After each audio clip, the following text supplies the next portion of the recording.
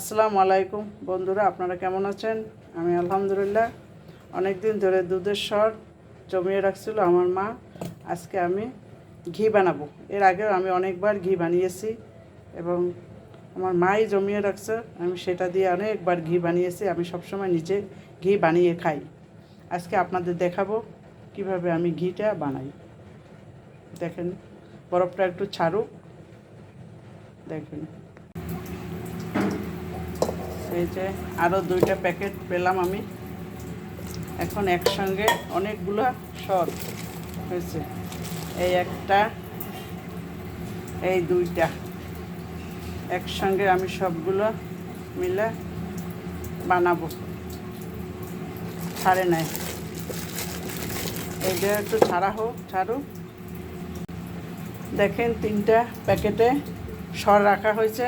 এখন আমি সুন্দর করে একটু ছাড়ুক, নরম হোক, তারপর আমি সুন্দর করে চটকায় পানি দিয়ে চটকায় তারপর সরগুলো নরম করে ঘি বানাবো।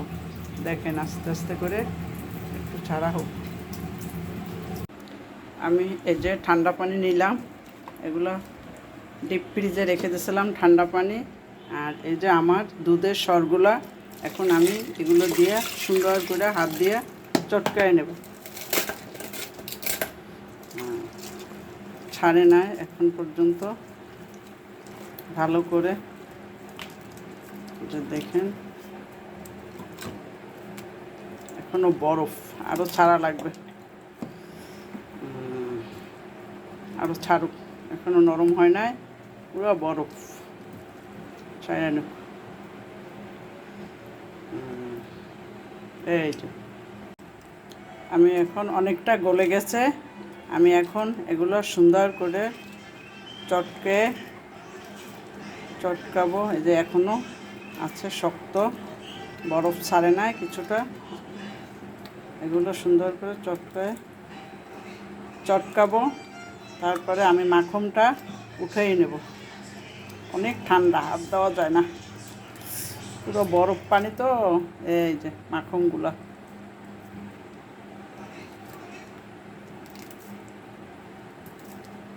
এত ঠান্ডা, হাত দেওয়া যাচ্ছে না। দেখেন কিভাবে বানাচ্ছি আমি এভাবে অনেক ঘি নিজের হাতে বানাইছি সব সময়। আমার মা সব সময় আমার জন্য সরগুলো রেখে দেয়, আমি এসে বানাই এবং আমি নিয়ে যাই, আমার বাসার জন্যও নিয়ে যাই। ধোয়া যাচ্ছে না, হাতটা একদম বরফ হয়ে যাচ্ছে।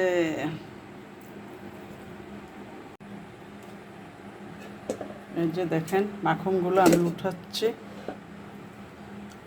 ওই পাতিলটা হাত দেওয়া যাচ্ছে না, বেশি বরফ, যার জন্য আমি এখান থেকে অল্প অল্প উঠে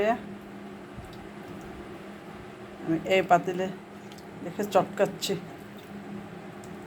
ব্লান্ডারেও দেওয়া যায়, কিন্তু ব্লান্ডারে আমি দিলাম না, এভাবেই হালকা একটা চটকানো দিলেই হয়ে যায়। এই যে মাখনগুলো,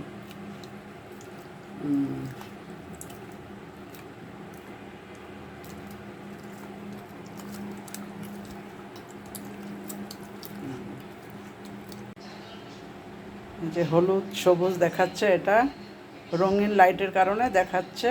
এই যে কতগুলো উঠালাম আমি এখন, আজকে অনেক ঘি হবে।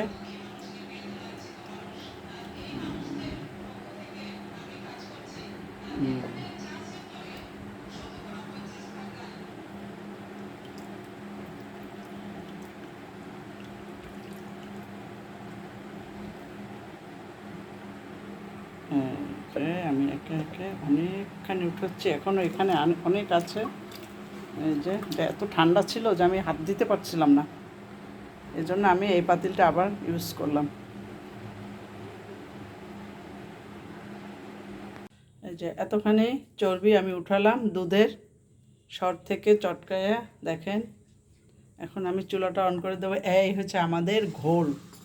আমরা যে ঘোলটাকে আজকে অনেক দুধের সর, এত সর দিয়ে আমি বানাইনি, আমি অল্প অল্প করে বানিয়েছিলাম এতদিন। এখন চুলাটা অন করে দেব। বিসমিল্লাহ। এই যে চুলাটা অন করে দিলাম, এখানে ছাঁকনির উপর একটু আছে, পানিটা ঝরুক, এটাও দিয়ে দিব।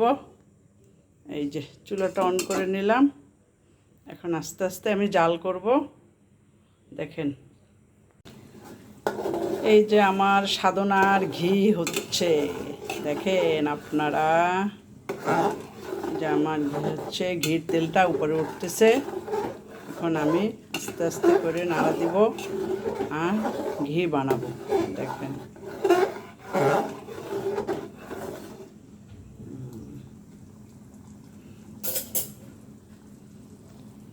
এই যে ওই যে তেল উঠতেছে। আপনারা দেখেন বন্ধুরা, আমি যে ঘিটা বানাচ্ছি, এই যে তেলটা উঠতেছে আস্তে আস্তে করে, আমি আস্তে আস্তে করে চুলার আঁচটা আস্তে দিচ্ছি। ঘিটা তেলটা কীভাবে উঠতেছে, সাথে থাকেন। এই যে আমার ঘি উঠে গেছে, দেখেন আপনারা সবাই ঘিটা কেমন হইতে আছে, একদম খাঁটি ঘি। আমি সব সময় এরকম ঘি বাসায় বানাই, অল্প করে অল্প অল্প করে বানাই, আবার শেষ হয় যখন আবার বানাই। সর যখনই বেশি করে জমে তখনই বানাই। কিন্তু এই ঘিটা আমার খুলনায় এসে বানানো হয়। আমার মা দুধ খায় তো, আমার জন্য জমায় জমায় রাখে ঘিগুলো। ওয়াও, আমার ঘি উঠে গেছে, কত সুন্দর। আর কিছু সময় লাগবে। দেখেন আপনারা ঘি উঠে গেছে, একদম খাঁটি গাওয়া ঘি, নিজের হাতে বানানো, কোনো ভেজাল নাই, নির্ভেজাল।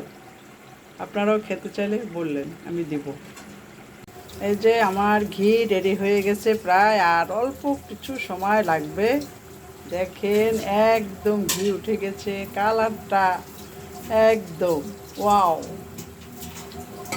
কত সুন্দর। আমার ঘি বানানো শেষ, দেখেন এইগুলো সবগুলো সরগুলো লাল হয়ে গেছে, এখন সব ঘি বের হয়ে গেছে। এখন এগুলো এই যে লাল হয়ে গেছে, এখন আমি চুলা অফ করে দেব। এটা ঠান্ডা হলে পটে ভরে আপনাদের দেখাবো। এই যে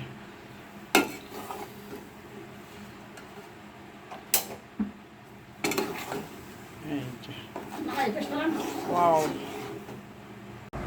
দেখেন উপরে আমি সেই যেগুলা সরগুলা একদম লাল হয়ে গেছে উপরে দিয়ে দিলাম, কিন্তু নিচ থেকে দেখেন কিভাবে কতখানি হইল, দেখা যাচ্ছে? এই যে বন্ধুরা দেখেন, জাস্ট ওয়াও, আমার অনেক মজা লাগতেছে, ভালো লাগতেছে ঘিগুলো দেখে। পাতিলে এই যে এখন অনেক ঘি আছে পাতিলে, সবগুলো আমি ছেঁকে আপনাদের দেখাবো। আমার ঘি ছাকা শেষ, দেখেন অনেকখানি ঘি হয়েছে, এবং সাথে সাথে এর ছাবাও অনেক হয়েছে। দেখেন আপনারা ছাবাগুলো দেখেন, কতখানি ছাবা হয়েছে। চামচটা একটু পাশে সরাই দিই, এই যে, এবং এর চাটনির ভিতরেও আছে আরও কতখানি, ওই যে দেখেন। যে আমার ঘি দেখেন বন্ধুরা, অনেক সুন্দর হয়েছে, ইয়াম্মি, খুব মজা, একদম খাঁটি গাওয়া ঘি। নিজের হাতে বানাতে পারলে অনেক মজা লাগে, অনেক খুশি লাগে। আপনারাও এভাবে বানাবেন। ওকে, যদি ভালো লাগে একটা লাইক দিবেন, সাবস্ক্রাইব করবেন, আমার পাশে থাকবেন বন্ধুরা। আপনারা ভালো থাকেন সবাই, খোদা হাফেজ।